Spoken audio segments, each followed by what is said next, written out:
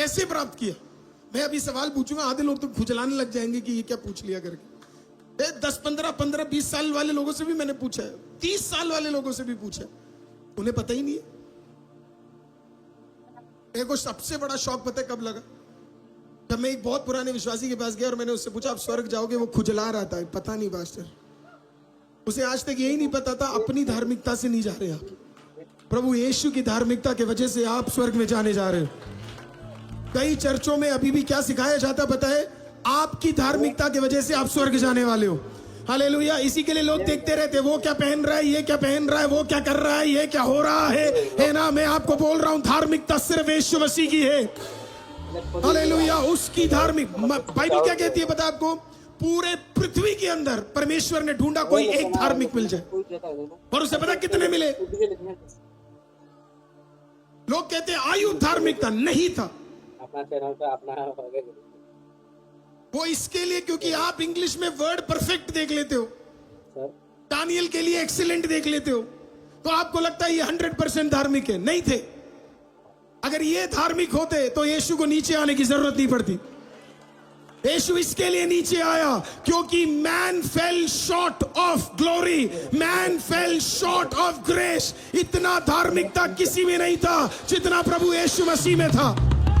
पूरे दुनिया के अंदर इकलौता जो बिना मर्द के शरीर के साथ जुड़े अगर पैदा हुआ, वर्जिन से पैदा हुआ, वो सिर्फ यीशु मसीह है। यीशु मसीह है और कोई नहीं। तो बाइबल हमें स्पष्ट कहती है कि यीशु मसीह सैटरडे को 4 चीजें करने गया। पहला क्या हुआ? आप में से कितने लोग वो कहानी सुने लाजर और रिच मैन का, जो अमीर व्यक्ति है? किसी ने सुना है? बड़ा ही फेमस सिंपल स्टोरी है लेकिन बड़ा इंटरेस्टिंग स्टोरी है। लाजर मर गया और लाजर के पास ज्यादा पैसे नहीं थे, तो जो भी वो मालिक था वो क्या करता था, ऐसे हड्डियां डालकर देता था और उससे वो जीता था। जो अमीर था वो बड़ा अहंकारी था। कहानी है, एक को बड़े आलीशान तरीके से गाड़ा गया, दूसरे को बड़े तुच्छ तरीके से गाड़ा गया। लेकिन जब धनवान ऊपर गया, स्वर्ग गया, तो उसने क्या देखा? अब्राहम की गोदी में कौन बैठा है? लाजर बैठा है। हालेलुया। और धनवान कहां पे है? धनवान वहीं नीचे। तब प्रभु यीशु मसीह ने अब्राहम के मौसम को देखकर कहा था कि इस जगह का नाम है पैराडाइज। कोई तो बोलिए पैराडाइज। ये उन लोगों के लिए था जो प्रभु के वचनों के अनुसार चले। समझिए इस बात को, ये पुराने नियम के बारे में मैं प्रचार कर रहा हूं, इसे कंफ्यूज मत कीजिएगा नए नियम के साथ, क्योंकि आज भी कई लोग पुराना नियम ही प्रचार कर रहे हैं। नए नियम का कॉन्सेप्ट समझ नहीं आया उन्हें, ग्रेस का आज तक। ग्रेस कॉन्सेप्ट बड़ा डीप है। जिस दिन समझ जाओगे तो अपने आप को कम पीटोगे और खुदा पे ज्यादा भरोसा करोगे। अपने ऊपर कम बोझ लोगे, खुदा पे ज्यादा भरोसा करोगे। आप अचीव ज्यादा करोगे लाइफ में जिस दिन आपको यह समझ आ जाए कि आपको नहीं काम करना, यीशु आपके लिए काम कर रहा है। कई लोग ज्यादा लाइफ में अचीव नहीं कर पाते क्योंकि उन्हें लगता है सारा बोझ हमें उठा कर ले जाना है। लेकिन जिस दिन आप प्रभु यीशु मसीह को और जानना शुरू कर देंगे, ग्रेस को समझना शुरू करेंगे, आपको समझ आ जाएगा आपके लिए लड़ने के लिए कोई है, आपके लिए खड़े होने के लिए कोई है, आपको ब्लेस करने के लिए कोई है, आपको उठाने के लिए कोई है, आपको बल देने के लिए कोई है। आपको अकेले लड़ने की जरूरत नहीं है। यही हुआ। तो ये ओल्ड टेस्टमेंट का थियोलॉजी था, पैराडाइज में था। तो जितने भी लोग राइचियस थे, जो अच्छी जीवन को जिए, उन सबको कहां उठा के रखा? उन्हें पैराडाइज में रखा। जितने भी लोग विकेट थे, याद रखना मैंने वर्ड पापी नहीं बोला, मैंने क्या बोला? विकेट। ये भी किसी दिन आपको बताऊंगा, सिन और विकेट, सिनफुल और सिनर्स और विकेटनेस में बहुत फर्क है। विकेट कौन होता है? जान पूछ के किसी की बुराई करना। विकेट कौन होता है? जान पूछ के किसी के बारे में, मैं बोलता हूं हमेशा चुगली नहीं करना चाहिए। क्यों? क्योंकि जान पूछ के आप क्या कर रहे हो? किसी का बुरा कर रहे हो। जान पूछ के, आपने देखा होगा किसी बच्चे के बारे में माँ बाप कोई भी, दूसरे माँ बाप कोई भी चीज बोल देते हैं। आप, मुझे नहीं पता आपके साथ होता था, पर मैं जहां पे रहता था, मैं बड़ा ही टॉक्सिक एनवायरनमेंट में रहता था। थैंक गॉड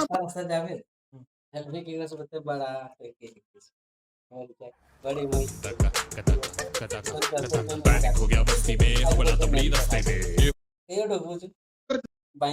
उसके 40 नहीं आए होंगे कभी। तो उसे ये होता था कि इसका क्या हो रहा है, और फिर 40 आए तो उस बच्चे को बर्बाद कर देंगे। हर घर में कॉल कर करके बोलेंगे। तब तो फोन भी नहीं होता था, वो वाले होते थे रिसीवर। चर्च में जाएंगे तो भी यही बात होगा कि तुझे पता, फिर किसी की शादी, किसी का पति, किसी की पत्नी, किसी का परिवार, इसके बारे में बात होता था। टॉक्सिसिटी का नेक्स्ट लेवल होता था। किसी का परिवार टूट गया, चलो उसके बारे में बात करते। तो चर्च एक ऐसी जगह बन जाती थी जहां पे सिर्फ बातें किसके लिए हो रही है? दूसरों के लिए। चर्च आने का भी मन नहीं करेगा क्योंकि बातें किसके बारे में हो रही है? दूसरों के बारे में। मैं भी ऐसे ही टॉक्सिक एक एनवायरमेंट से निकल कर आया था जहां पे हमेशा बातें यही चलती रहती थी। बड़ी मुश्किल से मैं उसमें से निकल कर आया। मैं प्रभु का धन्यवाद करता हूँ एक चीज के लिए, मेरे फादर सही समय पे सेवा में निकल गए। अगर नहीं निकलते मेरे पास भी सर में शायद एक बाल नहीं दिख रहा होता। लोग ही नोच के निकाल लेते क्योंकि इतना बातें होता था। मैं आज उसी के खिलाफ प्रचार करता हूं कि वो चर्च नहीं है जहां पे बातें इंसानों के बारे में हो रही है। चर्च वो है जहां पे बातें प्रभु यीशु मसीह के बारे में हो रही है। वैसे चर्च नहीं है, वो यीशु मसीह के चर्च नहीं है। It is not the church of Jesus Christ, it is some other church. I don't know who they are worshipping, whom they are preaching। वो चर्च नहीं हो सकता। चर्च यीशु मसीह का, यीशु के बारे में बात करता है, यीशु के वचनों के बारे में बात करता है, यीशु की स्तुति करने में समय लगाता है। अरे नहीं अरे होवेल वो जो विकेट थे वो कहां पे चले गए? हेडीज में। जो अच्छे थे वो कहां पे चले गए? परदीसा में। जो विकेट थे उन्हें टॉर्मेंट किया जाता था। बाइबल बताती है उन्हें बार बार पीड़ा के बाद पीड़ा दिया जाता था। जो अच्छे थे वो एक टेम्पररी प्लेस में पड़े हुए थे। यीशु ने यीशु के बगल में एक चोर था। चोर ने उस दिन कहा, प्रभु मुझे भी याद कर लो, मुझे भी।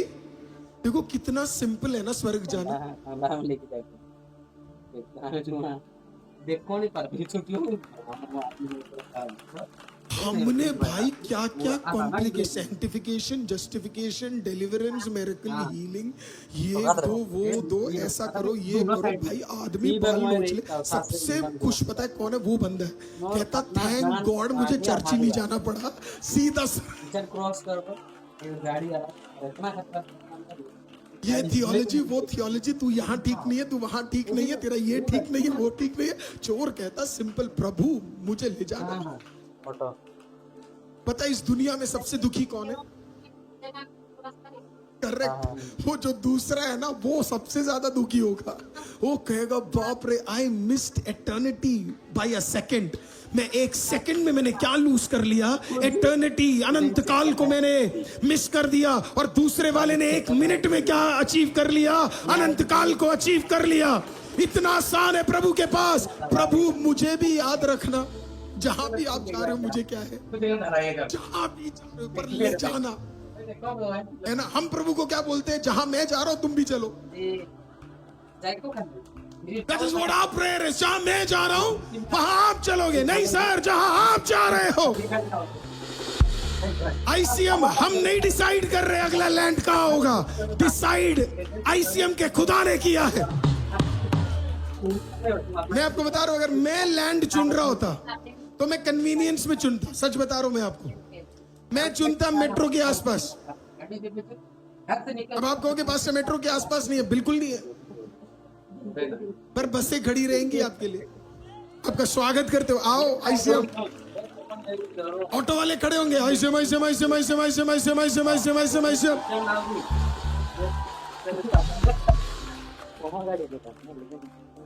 तो अगर मैं होता तो मैं कहाँ चुनता? मैं होता तो मैं कभी इतनी बड़ी जमीन नहीं लेता।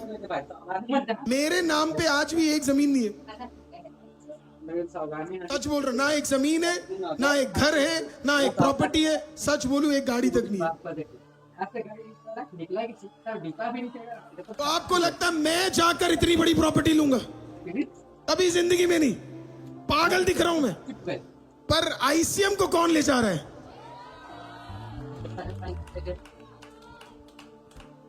तो जब आप उस प्रॉपर्टी को देखोगे, मेरे पीछे पड़े लोग, एक बार तो दिखा दो, मैं किसी को नहीं बताऊंगा। लोग आए मेरे पास, एक बार वन टाइम क्या है?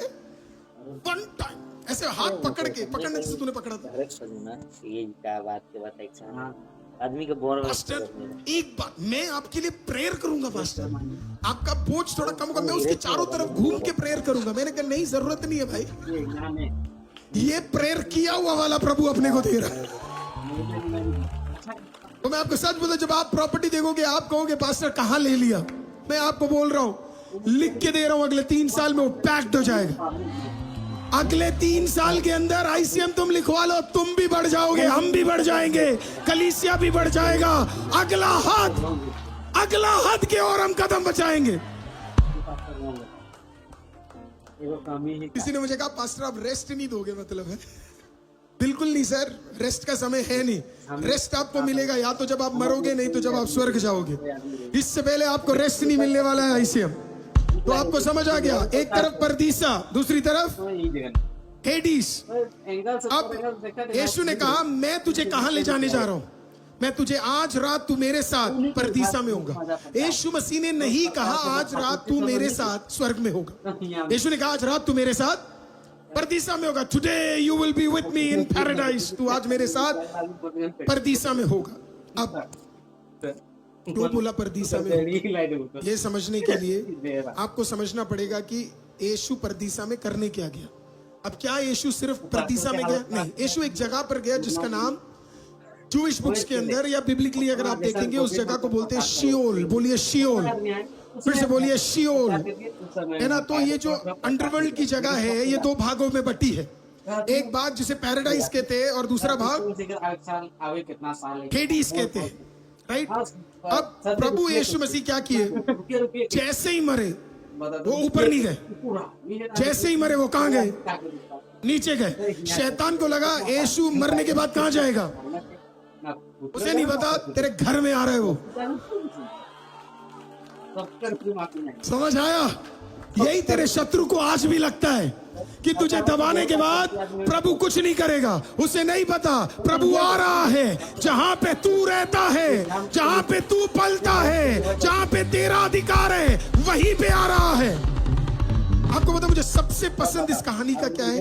देखो अगर प्रभु को शैतान को हराना होता, अगर मुझे किसी को हराना है तो मैं अपने एरिया में बुलाकर उसे, आपने देखा होगा कई लोग ऐसे फुदकते हैं, है ना। हाँ बस जोर से बोलता तो माइक में सबको पता लग जाता है ना। कुछ लोग ऐसे बाहर फुदो, ओ तुम्हारे को जानता नहीं है। इसको 5 किलोमीटर बाद बुलाओ, 5 किलोमीटर बाद वो चुपचाप जाएगा।